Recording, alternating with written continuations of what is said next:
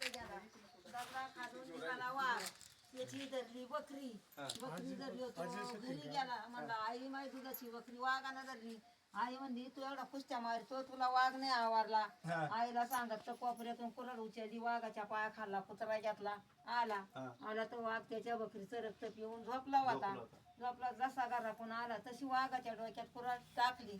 मग ते दगडापासून लढत लढत लढत ते इथपर्यंत आले, ते फार घायाळ झाले. मग पिमगिरीचा बाजार होता, लोक बाजारात चालले. म्हणला माझा एक निरोप सांगा, माझ्या बहिणीला अर्धी भाकरच तांब्याभर पाणी आणायला सांगा. जुन्या लोकांच्या राज्यात काश्याचे गडवे, तिना गाडवा भरला, भाकर घेतली, आली. निम्या शिम्या रस्त्यात बहीण आली, भावाचा जीव गेला, वाघाचा गेला, कुत्र्याचा गेला. आली बहीण खाली गाडवा टेकावला, भावाच्या तोंडात पाणी घातलं, पाणी खाली पडलं. बहिणीनं दारला गाडवा तसा मास्टाकात घालून घेतला. ही रामोशी लोकांनी 5 जीवाची समाधी इड दिली, 5 जीव. मग इड वड लावला, उन्हाळ्याचा पाणी घालून जगावला, त्यांना सावली केली.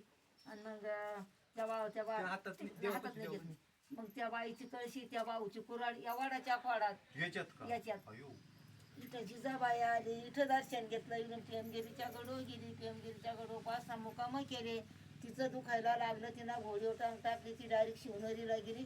शिवाजी महाराजा जन्म शिवनेरीला झाला. आणि मग या वरच्या दाण्याने काय केलं,